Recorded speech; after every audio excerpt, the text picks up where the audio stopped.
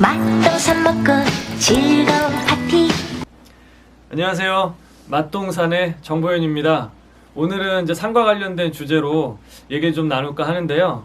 지금까지 맛동산에서는 수익형 부동산의 그 수익률을 비롯한 제대로 된 평가 방법 얘기도 나눴었고, 그 다음에 상가 투자 시에 유의할 점도 했었고, 오피스텔 투자 시에 유의할 점도 이런 주안점에 대해서도 얘기를 좀 나눴었는데, 오늘은 상가 권리금에 대한 그 개념을 아주 기본적일 수 있지만은 간단하게 좀 짚어드릴까 합니다. 은퇴와 창업 시기와 맞물리면서 그 상가 투자 비중이 좀 많이 커지고 있는데요. 일반적으로 초기 점포 운영을 위한 부동산을 알아볼 때는 임대료 수준을 고려해서 매물을 좀 찾게 되죠. 근데 막상 매물을 찾다 보면 생각하지 못한 변수가 나옵니다. 이제 그게 권리금이 등장하게 되는 경우가 많은데요. 권리금은 보증금보다 몇 배나 이제 비싼 경우도 많고요. 이쯤 되면은 권리금의 산출 방법하고 합리적인 수준이 좀 궁금하실 겁니다. 그래서 상가 임대차를 위한 필수 지식인 권리금에 대해서 말씀을 좀 드릴게요. 자, 권리금이란 상가를 매입하거나 임차할 때 관행적으로 인정되는 임차인 간의 거래 비용입니다. 기존 점포가 보유하고 있는 고객과 영업 방식을 이어받음으로써 기존 점포 운영자의 잠재 순이익을 포기하는 데 따르는 일종의 기회비용이라 할 수가 있겠죠.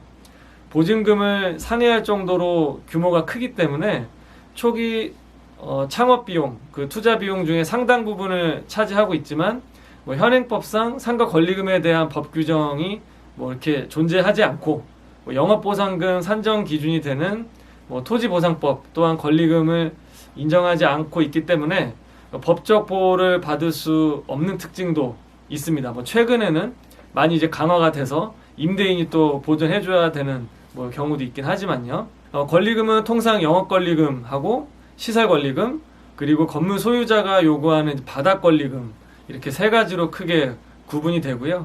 이제 각각의 내용은 다음과 같습니다.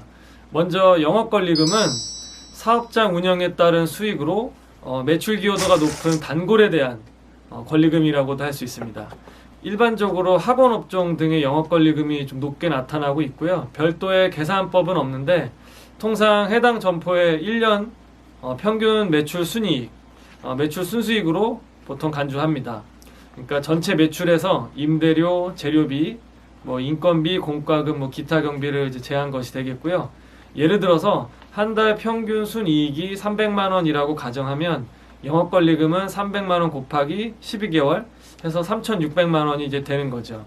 영업권리금 판단을 위해서는 일반적으로 기존 업체의 매출 장부를 통해서 순수익을 확인하는데, 매출 장부는 이제 작성자의 주관이 개입될 소지가 많이 있기 때문에 신규 임차자는 실제로 매장을 찾는 수요를 좀 관찰하고 좀 분석해서 적정 권리금을 좀 협의하는 것이 좀 보다 안전하다, 이렇게 할 수가 있습니다. 그리고 두 번째는 시설 권리금인데요.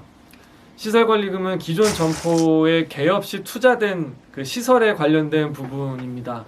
그러니까 인테리어나 간판, 기자재 등의 비용을 총칭하는 거고, 일반적으로 3년에서 5년의 감가상각 기간을 적용해서 경관 연수에 따른 이제 잔존 가치를 이제 계산하는 거죠.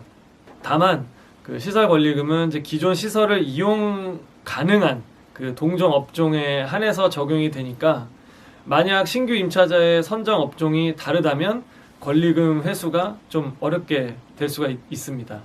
자, 세 번째는 바닥 권리금입니다. 바닥 권리금은 해당 부동산이 깔고 앉은 그 목에 대한 권리로서 상권과 입지에 따라서 달라지고 있고요. 역세권이나 유동인구가 많을수록 바닥 권리금이 높아지겠죠. 일반적인 상권이라면 이제 메인 상권의 1층에는 거의 어김없이 바닥 권리금이 붙어 있고, 경우에 따라서는 2층이나 3층도 바닥 권리금이 인정이 됩니다. 상권이 좋지 않은 곳이나 이제 공실나 있는 곳은 통용되지는 않지만 이 또한 붙이기 나름이고요. 그 다음 이제 권리금 회수를 위한 좀 주의점에 대해서 말씀을 좀 드릴 텐데요. 시장 경제 원리에 의해서 권리금도 조정이 가능합니다. 그러니까 매도자의 개인 신상 또는 특수한 사유에 의해서 좀 급매가 좀 불가피한 경우에는 매수자의 입장이 좀 유리해질 수밖에 없고, 이 경우에는 매도자의 권리금 조정이 좀 이루어지게 되는 거죠. 뭐 간혹 건물주가 향후 어느 시점에라도 직접 운용하고자 하는 이제 의지가 있다면, 건물주가 점포를 인수할 경우에 뭐 권리금을 회수하지 못하는 사태가 좀 발생될 수가 있기 때문에 건물주의 의사도 좀 확인해 봐야 됩니다. 이때 사실 좀 분쟁의 소지가 많이 있는 거죠. 최근에는 임차인 보호하는 쪽으로 많이 좀 법도 방향을 좀 바꾸고 있고요. 그리고 개발 계획 등에 의해서 철거가 좀 가능성이 있는 지역인 경우에도 권리금 회수가 또 분쟁이 될 수가 있어요. 그래서 이 역시도 좀 반드시 확인해야 될 부분이고요. 이제 권리금은 이제 부동산 소유주보다는 그 임차인 간에 인정되는 이제 비용의 성격이 강하기 때문에 그 후속 임차인에게 권리금을 뭐 회수할 수 있는 가능 여부를 반드시 살펴보는 좀 대책을 마련해야 됩니다. 네, 권리금은 또 뭐 무조건 이렇게 위험한가에 대한 말씀을 드릴 텐데요. 뭐 법적 보호 수단이 좀 이렇게 크게 명확하게 있지 않기 때문에 많은 창업자들은 권리금에 대한 이제 부담이 좀 클 수밖에 없고요. 이제 위험하다고 느끼는 경우들이 많습니다. 그러니까 상권이 또 변화하거나 수요가 바뀌는 등의 또 현재와 같은 영업 환경이 지속되지 않은 경우에는 고스란히 또 없어질 수도 있는 돈이기 때문인데요.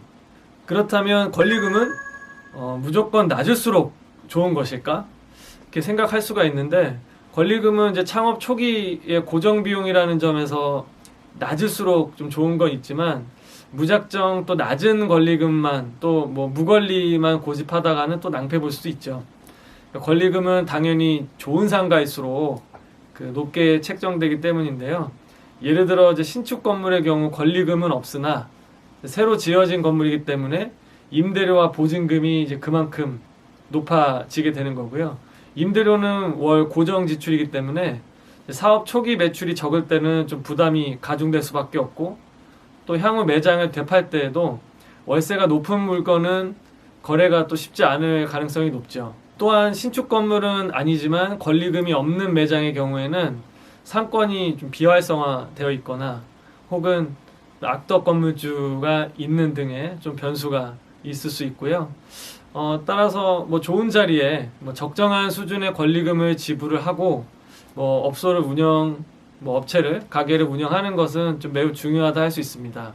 그리고 이제 매장을 구할 때의 주의점에 대해서 좀 얘기를 나눠볼 텐데요.